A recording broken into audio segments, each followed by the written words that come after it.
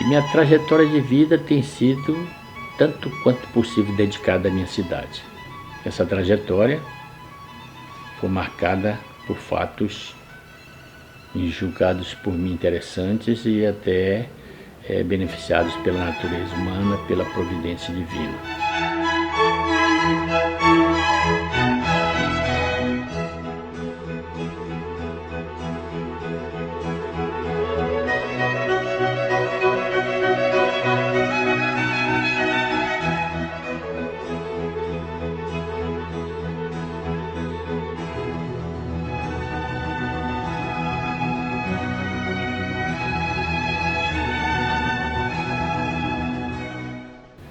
Nasci nesta cidade, sou filho de Pedro Gomes e Olívia Maria de Arruda, tenho 11 irmãos, minha esposa Maria de Fátima, com quem eu sou casado há 44 anos, 3 filhos, 3 netos. No nosso tempo, tínhamos muitas coisas em comum. Morávamos no mesmo bairro, estudamos também nas mesmas escolas e tivemos as mesmas brincadeiras da época. Como era interessante as brincadeiras que fazíamos à noite, as nossas brincadeiras de roda, as nossas adivinhas, as brincadeiras naquela rua de chão, lá no bairro da Colônia. Atirei o pau no gato, mas o gato não morreu, Dona Chica admirou, do berro que o gato deu. Miau! O que eu me lembro muito e que me mexe muito o coração é a parte da minha infância. Ali na caixa d'água, onde eu morava nas proximidades, com meus amigos de infância, nós jogávamos bola, nós brincamos no boi mina de ouro, do qual eu era amo, nós ficávamos ali fazendo os piqueniques nos igapós da Diosa e Capó da Cruz, aqui no sítio da Poranga, que naquela altura é o sítio Ventura, no Lago do Jauari, que era piscoso, que ainda era de águas cristalinas, no Lago de Serpa, na beira do Rio Amazonas. Naquela época, momentos maravilhosos de preservação do meio ambiente. Muita floresta, muito pássaro, tudo preservado, tudo na origem, que lamentavelmente não é mais hoje. Hoje esses ambientes, o Jauari, o Lago de Serpa, felizmente está preservado, mas outros ambientes estão poluídos, abandonados, dominados pela falta de cuidado. Este poema é um tributo ao grande historiador Francisco Gomes da Silva. Itacoatiara, meu mundo alegre e descontraído. Recordando várias crianças, com um tabuleiro na cabeça, antes que no mercado amanheça. À tardinha, com uma latinha carregando o líquido que a natureza nos dá, na água toldada do majestoso rio. Estas pessoinhas transformaram-se em grandes homens, entre elas o historiador e escritor Francisco Gomes. Idealista, seus sonhos conquista, itacoatiarense no peito e da gema, incentivador e o defensor intransigente da cultura de sua gente. Da igreja às pedras do Rosário, Chico Gomes enaltece o sacrário, transformando-se em emissário da padroeira do nosso santuário. De Itacoatiara fez o roteiro, analisando seus poderes, elevando sua história, homenageando homens e mulheres, sem esquecer seu grande genitor, Pedro Gomes, o pai que tanto amou. O Francisco Gomes, ele era o mais inteligente, o mais criador das coisas, né? E aí, mano, ele só queria ser o amo. Só queria ser o amo. Eu chegava outro amigo, Francisco, deixa eu hoje ser o amo. Ele dizia, não, essa parte é minha. E ele não dava vez para ninguém, né? Que naquelas alturas era quem sabia jogar o verso mesmo. A ovelha era o miolo do nosso boi. Certo. Dançava embaixo do boi. o Peba era a Catirina, eu era o amo, né? Aí eu fazia muito verso, aquele negócio. Mas a minha professora, a professora Zezé, queria que o boi dançasse na casa dela. Eu tinha vergonha de ir lá fazer o verso na casa da diretora. Aí eu chamei o Bernardo, tu vai ser o homem do boi. Vamos arranjar o Pacu. O Pacu passou a ser, lembra do Pacu? Passou a ser, e não do Valmirinho, passou a ser o miolo do boi, enquanto o Bernardo ia ser o amo lá na casa da minha professora. Eu fiquei lá na esquina e eles foram lá. E aí eu ensinei o Bernardo umas três versos. Mas o Bernardo, ele esqueceu duas e ficou três toadas. Decorou só uma. Aí eu lá na esquina vendo ele, pula, pula, mina de ouro, pula como tu quiser, dá meia volta redonda e cumprimenta a dona Zezé e repetiu isso a noite toda. Porra, eu fiquei envergonhado, aí eu saí lá, tomei o boné dele, botei na cabeça, cheio de fita e tudo. Não era do Zé Barra, eu evitava o Zé Barra. E aí, Marcos? Rapaz, aí eu... Dona Zezé, cumprimentamos. Aí fez aquele rapaz aplaudido. O Peba um dia desse fez uma gravação pra ele, rapaz, contou que ele era Catirina. O Chico como era valioso, ele não queria ser Catirina, ele queria ser o homem do boi, me entregou. O Chico era o fabricante do boi. E ele fabricava os bois na oficina do Raimundo Gomes, que é irmão dele. E não sei o que aconteceu, determinado numa casa que nós fomos dançar, né? E o Bernardo Almeida debaixo do boi, dançando aquela música dos boi, que eu não recordo agora. Rapaz, aí ele dançando, aí quando nós abrimos os olhos, a cabeça do boi caiu. Caiu a cabeça do boi. E o Bernardo Almeida tentou meter a mão para segurar a cabeça do boi. O boi ficou sem a proteção, que é a cabeça. Em vez de a gente olhar para a cabeça do boi, a gente olhava já para o Bernardo. Bernardo embaixo. Então, o único boi daquele nosso tempo de meninos que realmente se dedicava à brincadeira, aquela brincadeira sadia, com respeito, tá entendendo? O único boi que ficou na colônia foi o boi da Maniquinha. Aí ficou o boi da Maniquinha que trabalhava junto, Maniquinhos da Mandioca.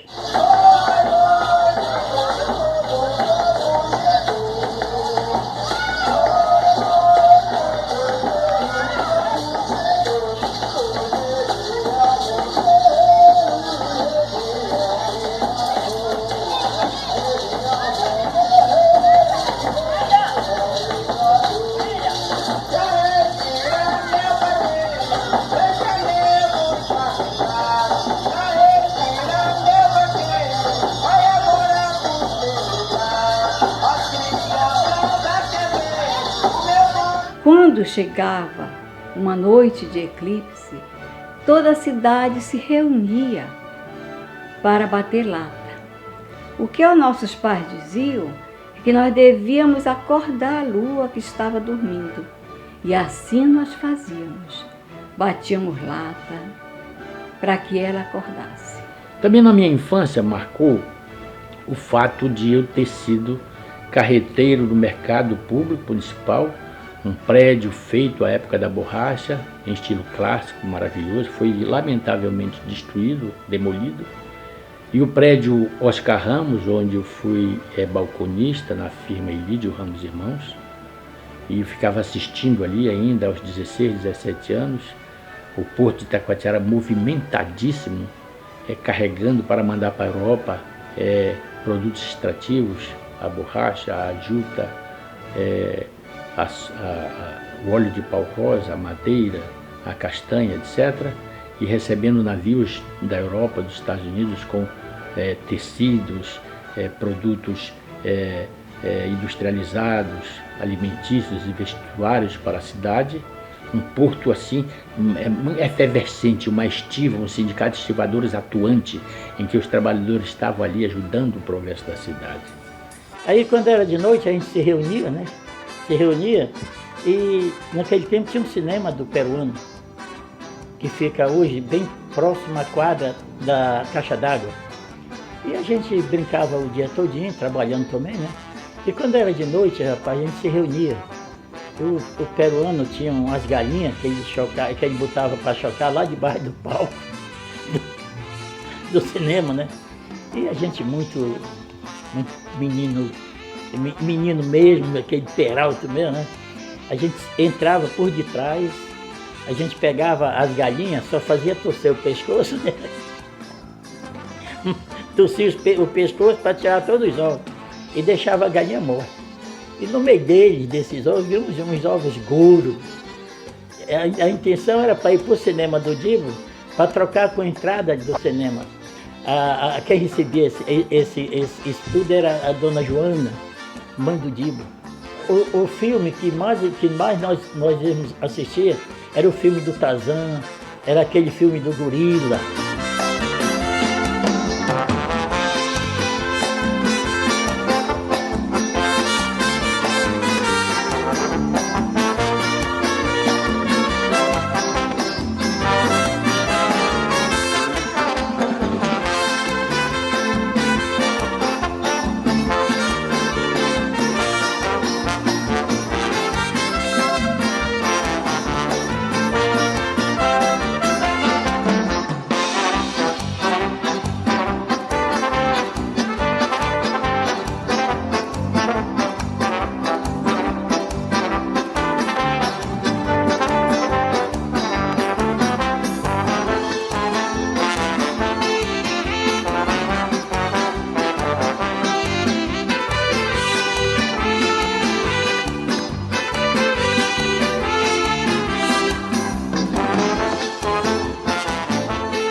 Feliz era a criança daquela época, que mesmo vivendo em tempos de dificuldade, pois não tinha luz, não tinha água, mas nós éramos muito felizes com o nosso jeito de ser, porque vivíamos uma partilha de confraternização entre as crianças, entre os adultos.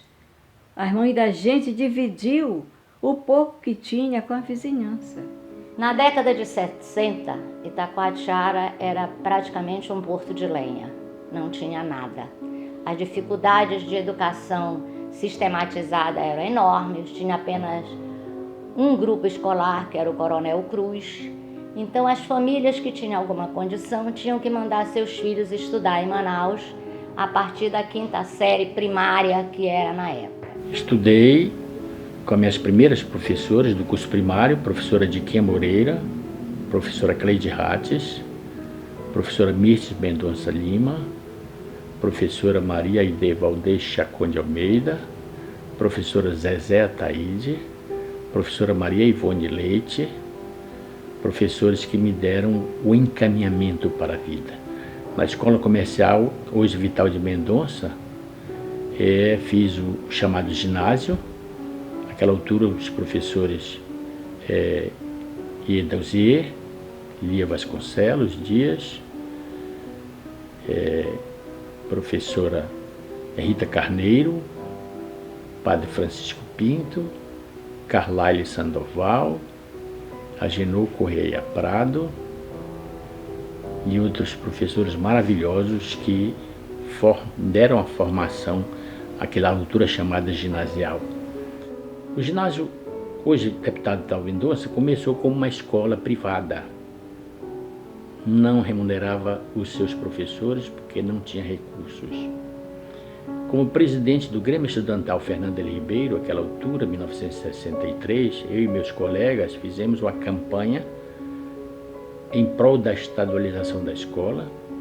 Campanha essa que foi encampada pelo governador de então, Plínio Ramos Coelho, e teve o apoio do prefeito Galdino Alencar e do líder do governo naquela altura, o nosso saudoso João Valério de Oliveira.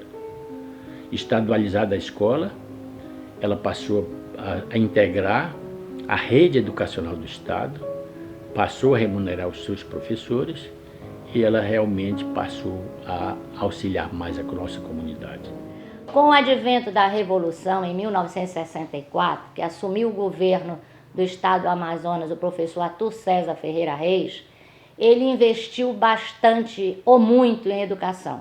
Foi quando ele construiu a escola Dr. Fernando L. Ribeiro, a escola Mendonça Furtado, e em 1966, aproveitando o antigo alicerce para a construção de um ginásio no bairro da Colônia, ele concluiu o que é atualmente a Escola Estadual Deputado Vital de Mendonça. Na época da inauguração, surgiu um jovem, brilhante, estudante, Francisco Gomes da Silva, que hoje é promotor de justiça aposentado, é escritor, é um pesquisador e estudioso da história de Itacoatiara e teve o patrocínio do Arthur César Ferreira Reis para a publicação de seu primeiro livro, foi Itacoatiara, Roteiro de uma Cidade. Quando foi lançado meu primeiro livro, em 1965, eu participei da inauguração da estrada Manaus-Itacoatiara. Participei ao lado do governador Arthur César Ferreira Reis e da professora Lia Vasconcelos Dias, que era diretora, jovem diretora da Escola Vital de Mendonça, do lançamento da pedra fundamental do ginásio. Assisti à inauguração das escolas estaduais Mendonça Furtado, Elis Ribeiro e Osório Fonseca.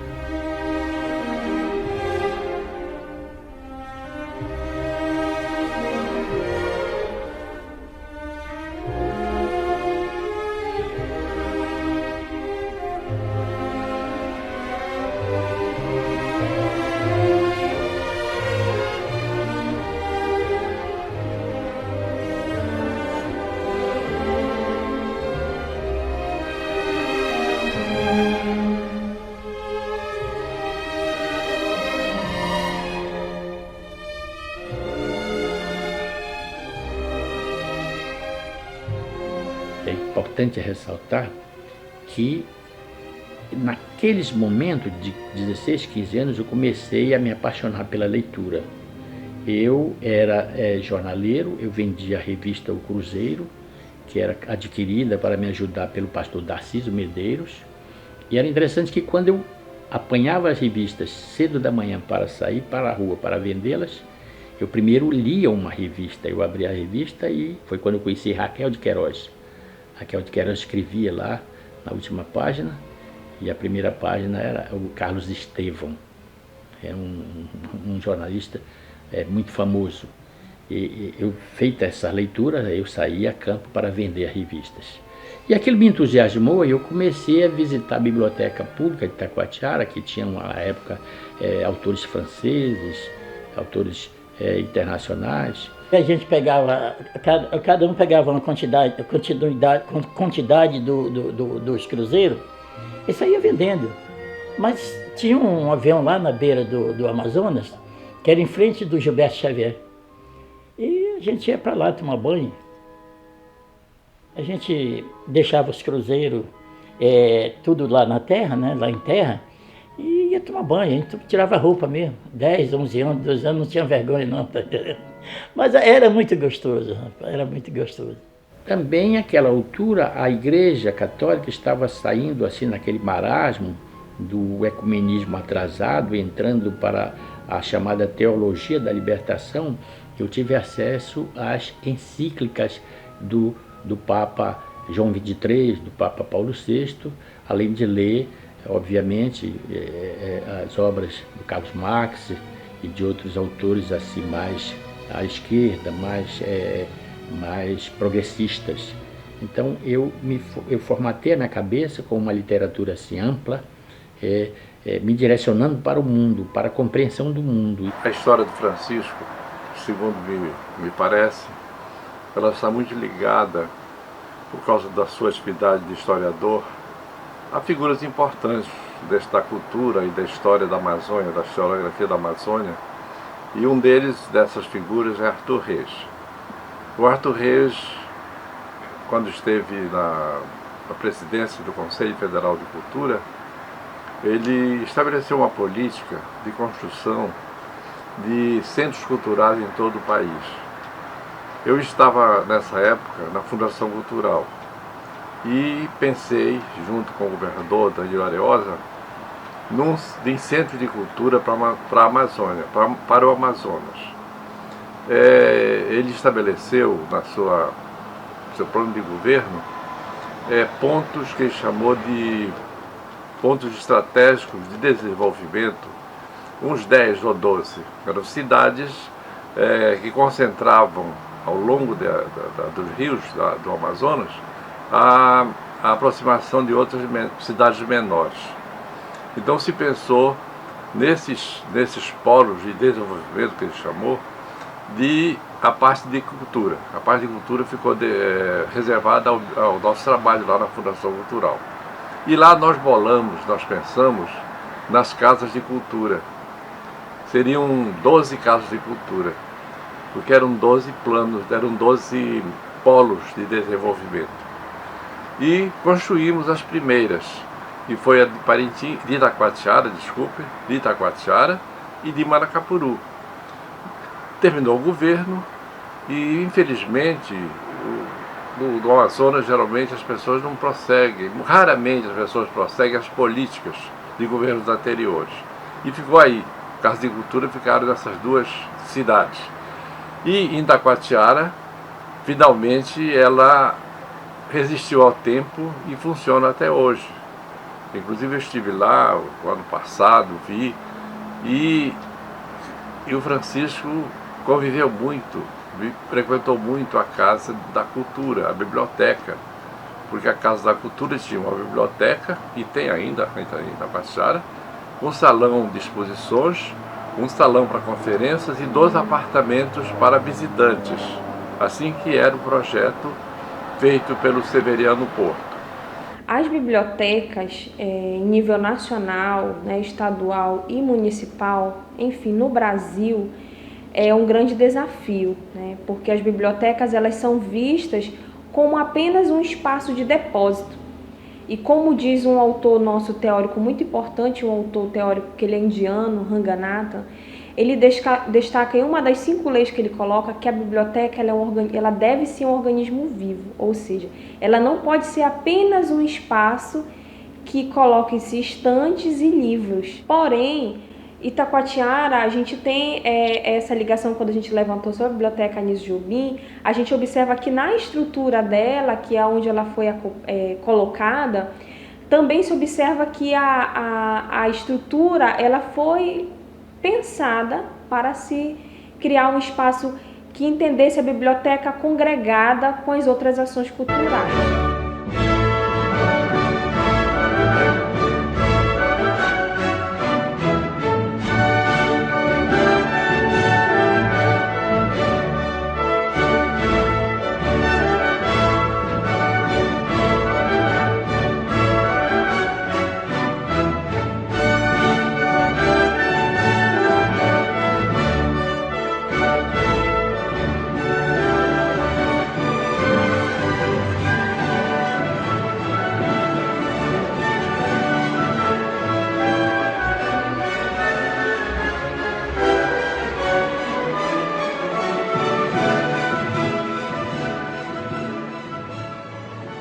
Devido às áreas de especialidade e foco da atuação da nossa biblioteca universitária relacionada ao Instituto, a demanda pela essa literatura local ela é baixa. Porém, a gente criou, diante desse problema, a gente criou uma oportunidade que foi a criação de um projeto de extensão, que é no qual nós técnicos temos a oportunidade de criar projetos em parceria com professores, para conhecer a literatura local. Foi quando a gente criou um dos projetos, que foi a identificação do patrimônio histórico de Itacoatiara. E que um dos livros mais utilizados, dos maiores livros, os mais utilizados, eram os livros do Francisco Gomes.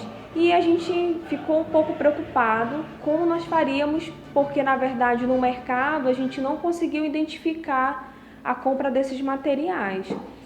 O que a gente fez? A gente entrou em contato via e-mail, com o professor Francisco Gomes.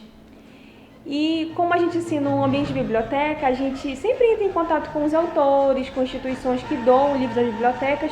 Muitas vezes a gente tem nessa missão, a gente tem as respostas, mas a maioria das vezes a gente não recebe uma resposta positiva ou quando não respondem. Mas a gente ficou muito feliz quando prontamente, no dia seguinte, ele respondeu dizendo que ele encaminharia os exemplares à biblioteca. Depois fui transferido para Manaus para tentar o grau universitário. Iniciei formando professor normalista no Instituto de Educação do Amazonas. De lá, fiz 2 vestibulares, um para pedagogia e outro para direito. Como não tinha condições de estudar, de fazer os 2 cursos, tranquei o curso de pedagogia no primeiro ano e concluí o curso de direito, que me proporcionou, nos anos seguintes, ser promotor de justiça. Atividade que eu executei nos interiores do Amazonas, Itapiranga, Silves, Maués, Itacoatiara, e depois promovido para Manaus, onde anos depois me aposentei. Naquela época, a educação pública, a escola pública, era tão de boa qualidade que os alunos que queriam estudar, que queriam evoluir, que queriam progredir, quando terminava o fundamental, saíam para a escola pública. Por exemplo, escolas públicas de prestígio no Amazonas. O Colégio Estadual Dom Pedro II, que depois ficou conhecido só como Colégio Estadual, que é na Praça Eleodoro Balbi, e o Instituto de Educação do Amazonas, que fecha a Avenida Eduardo Ribeiro. Os professores eram medalhões. Por exemplo, nós tínhamos um Farias de Carvalho, que era poeta, né? Nós tínhamos o Mário Piranga Monteiro, que era geógrafo, nós tínhamos o Raimundo Abidonsaide. Eu estou vendo hoje, a televisão tá. O professor é a base de todas as profissões. Se não tiver quem ensine, se não tiver quem prepare, não tem médico, não tem advogado, não tem psicólogo, não tem odontólogo, não tem fisioterapeuta, não tem farmacêutico, não tem ninguém. Agora, a gente também tem que lembrar que nessa época, da década de 60 e 70, os professores eram muito melhor pagos do que hoje. Quando eu cheguei em Manaus, que comecei a entrar nesse processo todo de estudo, de pesquisa, de literatura, eu fui chamado a participar de 3 entidades extraordinárias e fundamentais nesse aspecto da cultura amazonense. Primeiro, o Instituto Geográfico e Histórico do Amazonas.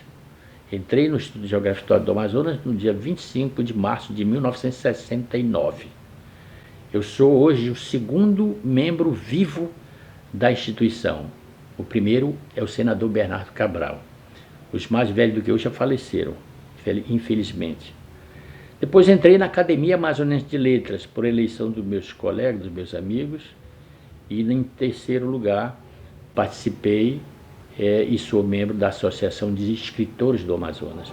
Bem, o trabalho do Francisco também tem muita repercussão na Academia de Letras, da qual ele é membro, e também no IGA, da qual ele é membro também.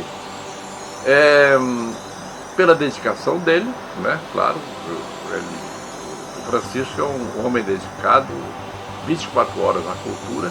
A sua obra, claro, ele concentrou mais em Itacoatiara. Mas Itacoatiara não é uma ilha isolada. Itacoatiara, ela representa a cultura do estado do Amazonas e uma parcela importante da cultura do país. Então quem estuda, quem escreve sobre a história de uma cidade como Itacoatiara, escreve também sobre a cultura da região, sobre a cultura do estado, sobre a cultura do país. A gente, quando é ser humano e participa da coletividade, é tentado também para a política. E eu também fui um ente político. Jovem ainda, estávamos em plena ditadura de 64, eu participei ao lado de ilustres companheiros do combate à ditadura militar, de pedir eleições diretas já. Estava ao lado do deputado Paulo Sampaio, ao lado de João Valério de Oliveira. Tivemos a oportunidade de trazermos a esta cidade o saudoso Ulisses Guimarães, que veio 2 vezes a Itacoatiara. Numa delas, em 1976, eu tive a oportunidade de saudá-lo.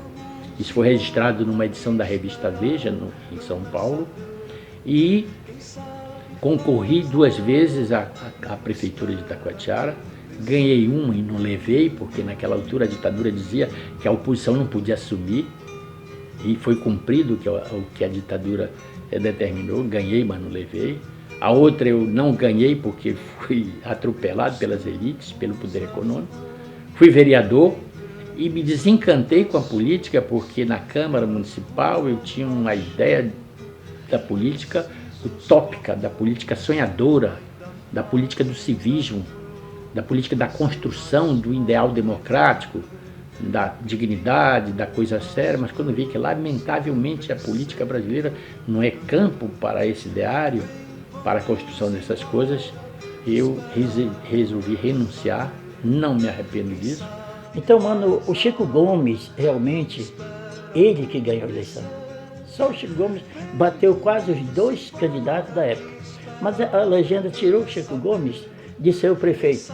Mas mesmo assim, o povo reconhecendo a força que tinha o Francisco Gomes, mesmo assim o povo carregou o Chico. E o povo chorou. Está entendendo? O povo chorou. Porque o povo queria realmente o Chico Gomes para prefeito. Em junho de 1980, nós realizamos, lá no Vital de Mendonça, o que nós chamamos de primeiro Congresso de Cultura Popular, lá no Vital. Foram 3 noites, né? E foi muito interessante. Na segunda noite nós percebemos que havia 5 policiais, 5 policiais da Polícia Federal tá lá monitorando o nosso congresso, né? E para nós concluirmos o congresso, foi necessário que nós entrássemos em contato com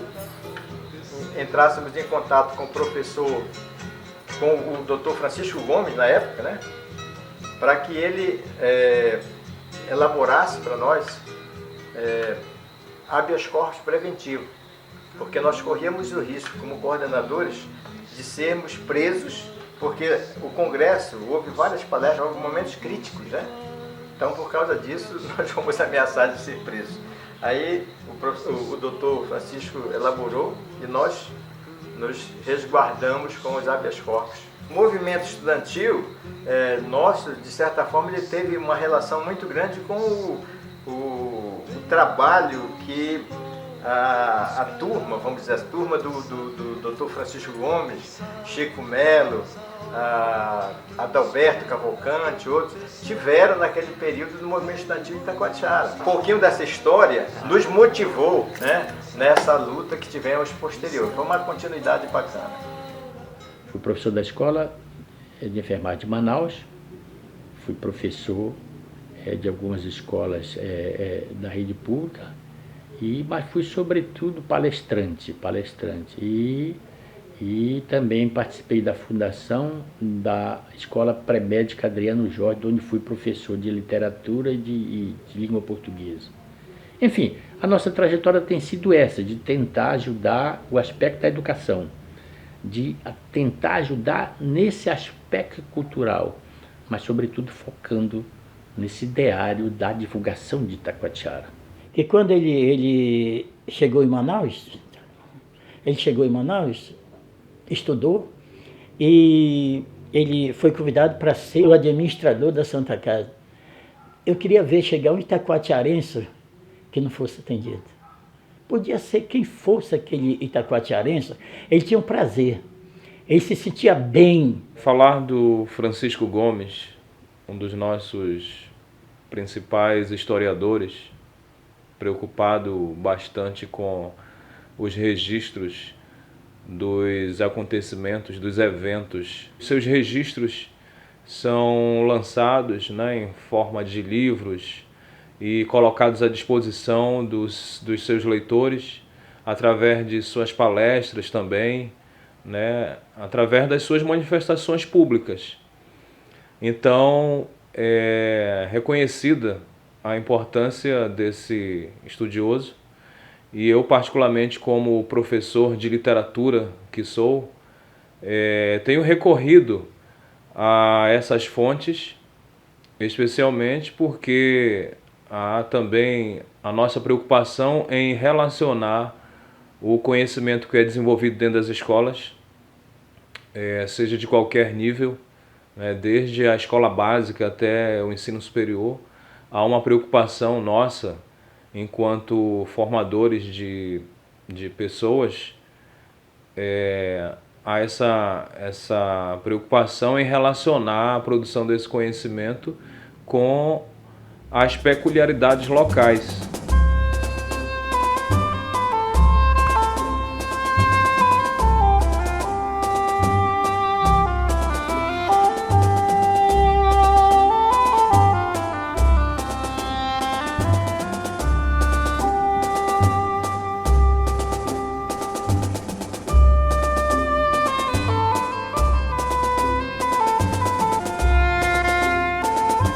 Primeira vez vez que eu tive contato com Francisco Gomes, eu acabei tendo outra visão assim de Itacoatiara, da minha cidade, da cultura. Porque o jeito que ele falava, com o entusiasmo dele, com a alegria, é uma pessoa bastante autêntica. Ele falava com emoção e isso me fez assim querer saber o que ele sentia. Então eu acabei tendo outra visão, não só eu, mas também como outras pessoas que estavam lá naquele dia assistindo a palestra dele. Ele contou também na palestra dele que ele estava no Rio de Janeiro viajando e ele viu muitas pessoas tirando foto lá com o Cristo Redentor. Estava assim, vendo aquela cultura e prestigiando aquilo. E ele pensou, por que não trazer minha pedra aqui? Porque é o símbolo da minha cidade. Então isso assim que mais mexeu comigo foi a gente saber valorizar a nossa própria cultura.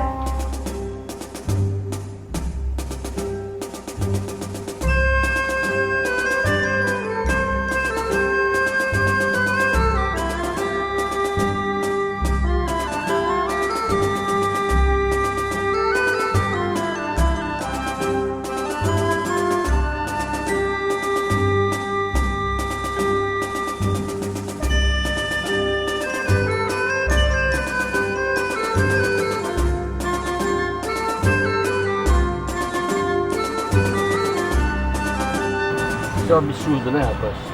A que ponto chegamos? Uma pedra dessa que é sagrada, historicamente é sagrada, porque ela refere a datas importantes da historiografia de Itacoatiara. De repente, jovens, sem maldade, vamos admitir, mas surge uma pedra, não avaliando o mal que estão fazendo à história. É um documento que evoca muito o passado de Itacoatiara. A gente tem que refletir sobre isso e pedir à juventude que não proceda assim.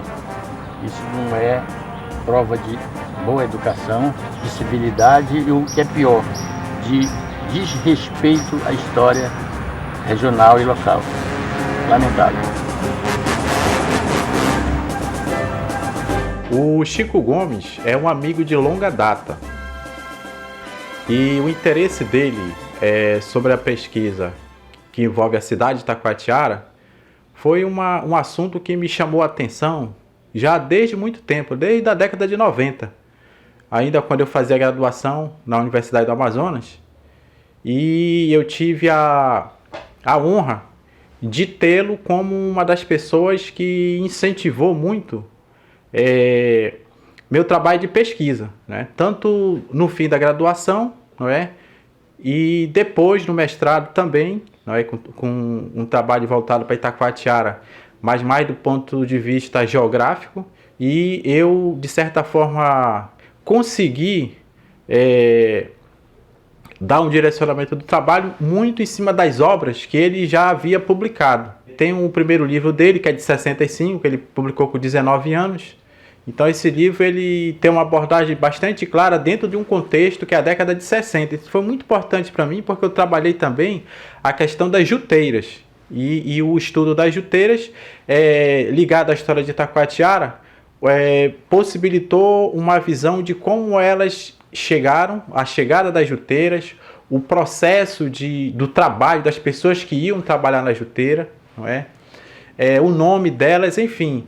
Várias informações da minha dissertação, a localização delas nos bairros, e isso foi, de certa forma, importante porque ajudou a dar um direcionamento à minha dissertação. Tive a oportunidade de ir ao sul do país, ao Rio de Janeiro, tive a oportunidade de uma vez ir a Lisboa, na Biblioteca Nacional de Lisboa, e 2 vezes fui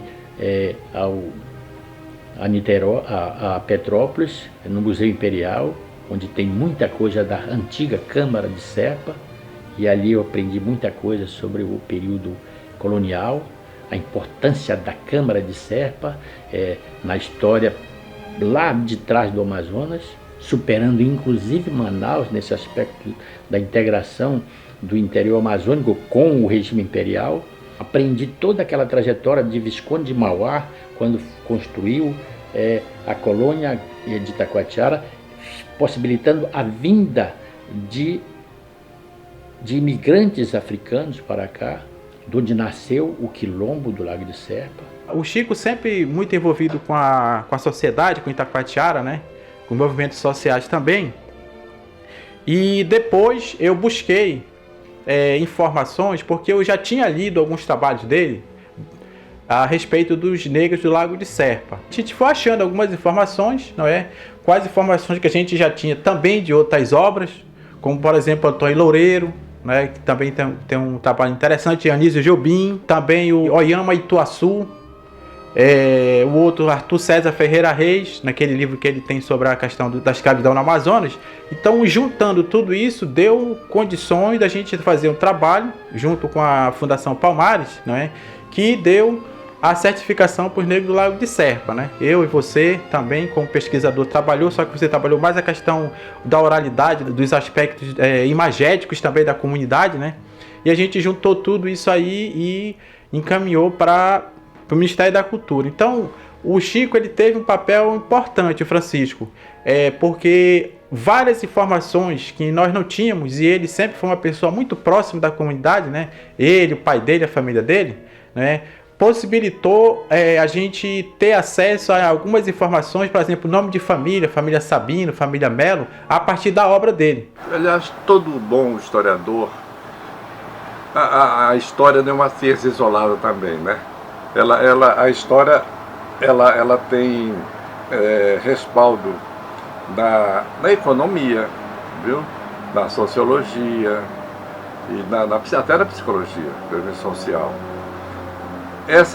O interesse do Francisco não é só de contar a história do passado da cidade, é também contar a história do povo, né? Dos contemporâneos, dos costumes, né? Das diversões, da cultura, tá? E aí envolve uma visão sociológica também. E um livro interessante dele, Tício, é um que trata do pai dele, acho que é Pedro Gomes, meu pai. Nesse livro ele trabalha muito essa questão da amizade que o pai dele tinha com o pessoal lá, de ele frequentar as festas, de ele visitar, né? Que eles tiravam lenha, tiravam cerca de aquariquara para vender na cidade, enfim. Esse relato do pai dele foi uma coisa que deu um horizonte, não é? Do conteúdo que a gente foi trabalhando na pesquisa, e aí a gente foi alargando a partir, primeiro, do entendimento das famílias, quem são, onde moram, o que fazem, não é? E depois que a nossa chegada lá pessoalmente, visitando no lago, na parte da terra firme, e fazendo a investigação que deu origem a esse trabalho, né? Graças a Deus, um trabalho exitoso, não é? Que foi possível trabalhar a certificação. E agora estão na outra fase, que é a fase da titulação, para que isso possa acontecer de fato e de direito. A gente tem um quilombo em Itacoatiara.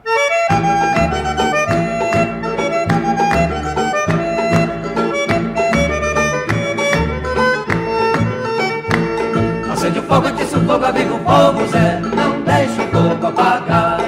Mané tá lá na lavoura, precisa de almoçar. Acende o fogo, atiça o fogo, aviva o fogo, Zé, não deixa o fogo apagar. Mané tá lá na lavoura, precisa de almoçar. Mané sai de madrugada, sai antes do sol nascer. Ele não deixa faltar comida pra eu comer.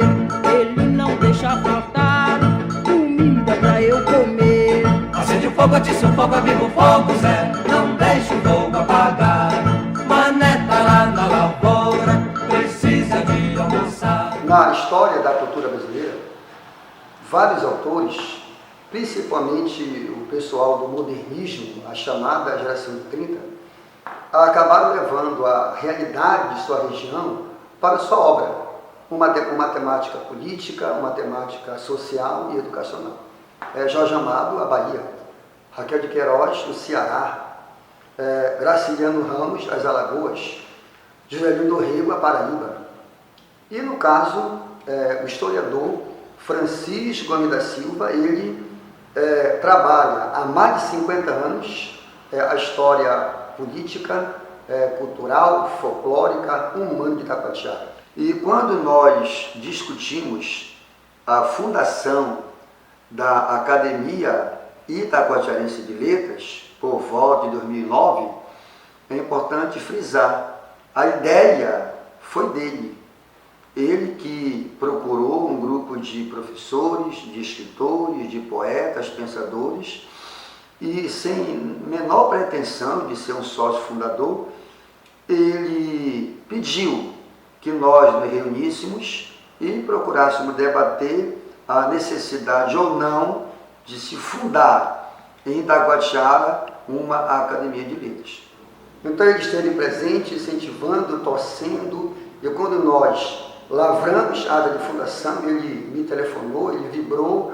Então o homem cuja humanidade vai muito além do compromisso com a história, com o ser humano, com a coisa em si, mas também procura incentivar. Ele ajuda a financiar obras, ele incentiva, faz palestras gratuitamente, usa os seus próprios recursos em alguns casos para andar nas escolas, por Itacoatiara, vai a Belém, pesquisa. Realmente lembra muito, por exemplo, Câmara Cascudo, né? Lembra muito o universalismo do Guimarães Rosa, porque o Guimarães Rosa ele ultrapassa as fronteiras de Minas e adquire o sentimento universal. Seguindo o seu ideário, o Gomes elaborou o conteúdo do livro Projeto Cultura na Escola, patrocinado pela Fundação André Maggi, visando conscientizar, através da leitura, o corpo discente e docente da importância da nossa história. No início de 2020, o Francisco viajou de Manaus para Itacoatiara, representando o Instituto Geográfico Histórico do Amazonas, com a missão de expandir as ações ideológicas do IGA para o interior do estado. Ele funda, com 10 estudiosos munícipes, o IG, Instituto Geográfico Histórico de Itacoatiara, objetivando estudar, discutir, investigar, desenvolver e vulgarizar a geografia, a história e as ciências a elas conexas, no que diz respeito ao Brasil, à Amazônia e especificamente à cidade de Itacoatiara. Então essa obra ela vai além das fronteiras, além do regional. Daí a sua importância, a grandeza de sua obra, que precisa, é importante frisar, ainda ser estudada, né, pelo menos pelo corpo discente do seu município. Porque você vai a uma escola, seja do ensino fundamental ou do ensino médio, e procura saber quem é Silvia Aranha, importante escritora, ninguém quase sabe. Quem foi Auricélia Fernandes? Ninguém quase sabe. Quem foi Oswaldo Araújo? Ninguém quase sabe. E outros nomes. Francisco Gomes tem participado de importantes projetos culturais, podendo destacar os eventos alusivos à Batalha Naval de Itacoatiara, fato ocorrido no dia 24 de agosto de 1932, sobre a influência da Revolução Constitucionalista de São Paulo, iniciada 9 de julho de 1932. Citamos também sua participação nos seminários de educação patrimonial, organizado pelo IFAM e Prefeitura de Itacoatiara, que formou defensores do patrimônios culturais do município e que culminou com a publicação do livro inventário Preservar é Preciso, prenúncio do livro de tombo Patrimônio Histórico, Material, Arquitetônico e Natural de Itacoatiara. Todos os livros foram lançados nesta cidade, mas eu quero me reportar neste momento a 3 lançamentos que eu considero importantes no elenco dos demais. É o Cronografia de Itacoatiara, volume 1, Cronografia de Itacoatiara, volume 2, e Presença do Poder Judiciário no município de Itacoatiara. E o Presença do Poder Judiciário do município de Itacoatiara no Poder Judiciário foi feito o lançamento por ocasião da inauguração do novo Fórum de Itacoatiara. A desembargadora Marinildes, nascida aqui em Itacoatiara, era presidente do Tribunal de Justiça.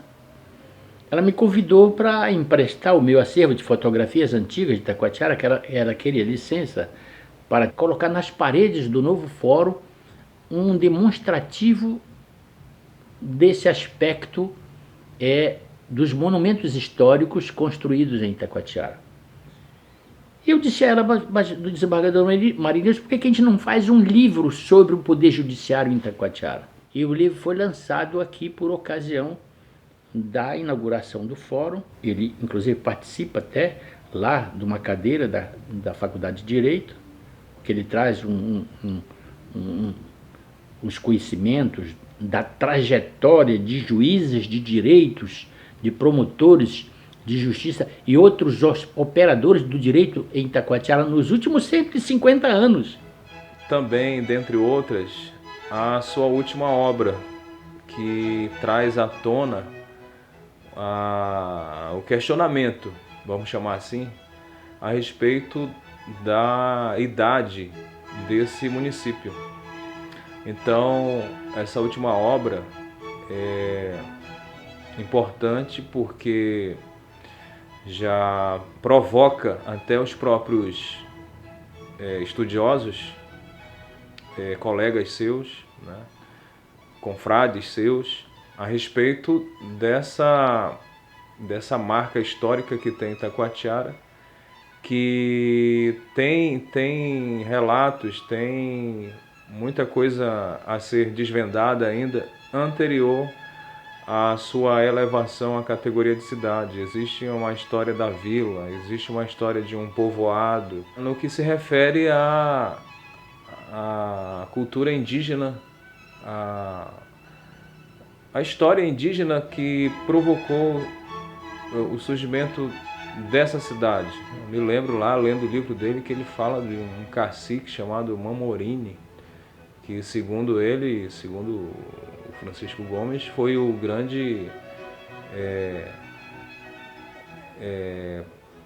eu vou chamar assim de fundador ou cofundador desse povoado que deu origem a Itacoatiara, né? Então ele dá um destaque assim bem grande ao cacique Mamorini.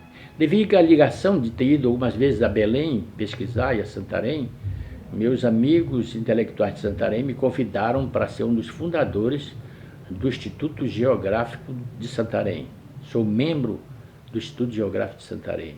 Enfim, essas coisas todas eu tenho participado. Eu tenho, inclusive, às vezes até me emocionado, porque acho que as pessoas querem privilegiar a gente com homenagem. A Câmara Municipal de Itacoatiara, por exemplo, me concedeu a medalha João Valério de Oliveira. A Assembleia Legislativa do Estado já me homenageou 2 vezes, inclusive com a medalha do Mérito Legislativo. Ser meu amigo de fé, meu irmão, camarada, amigo de tantos caminhos e tantas jornadas. Seu coração é uma casa de portas abertas. Amigo, você é o certo nas horas de certo. Não preciso nem dizer tudo isso que eu te digo, mas é muito bom saber que você é meu amigo. Não preciso nem dizer tudo isso que eu te digo. Que me engrandece a alma, isso eu digo do fundo do coração, é saber que eu tenho dado uma contribuição modesta, é certo, no sentido de marcar que nós temos uma história, que nós temos uma trajetória sociocultural, que Itacoatiara tem uma história, que ela tem uma caminhada, que ela tem um povo decente que quer ter um lugar ao sol, que ela tem uma juventude maravilhosa, que quer crescer, que quer evoluir, e que ela tem uma classe de intelectuais maravilhosos, que lutando contra tudo e contra todos, sem o reconhecimento público, sem o auxílio do poder, eles constroem pintando, escrevendo, cantando, compondo, enfim, participando da coisa maravilhosa que Itacoatiara sempre expressou, que é a alegria, a beleza, a preservação da cultura, de modo geral.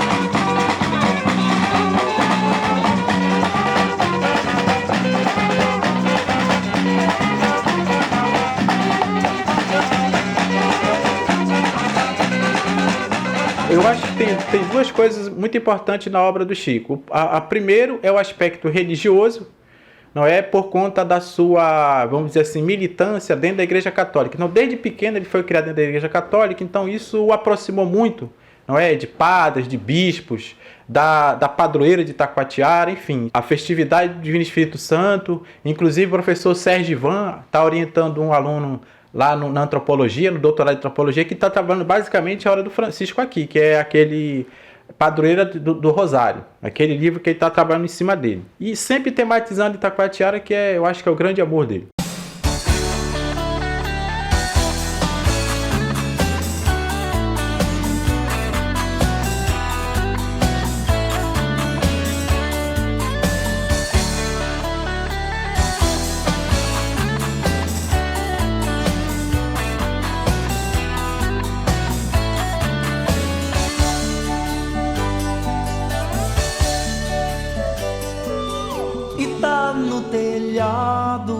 Pedra no começo, barriga de cobra, abrigo de cobre, no imo da tribo, a língua pintada, pintada na pedra, Itacoatiara, na verde coivara, tiara na rede, os peixes do sonho arranham as franjas e as... Eu tenho tentado me comportar como um ser humano que objetiva seguir o traçado da correção. Os seres humanos, nós temos virtudes e temos defeitos. Eu tenho muitos defeitos e devo ter algumas virtudes. Mas eu sempre, instrumentalizado pelo que meu pai me ensinou, minha mãe ensinou, eu tenho tentado caminhar em defesa da ética, da verdade, da decência, né, do respeito aos meus amigos, do respeito aos concidadãos. Eu sou um homem que eu sou visceralmente contra aqueles que praticam injustiça, porque se enganam muito aqueles que pensam que o valor monetário está acima das coisas, estão redondamente enganados. Às vezes a gente, sem nem um tostão no bolso, é mais rico em caráter e em decência. E eu tento sempre, pedindo a Deus que me conserve nessa trajetória, ser decente, ter caráter e ser ético.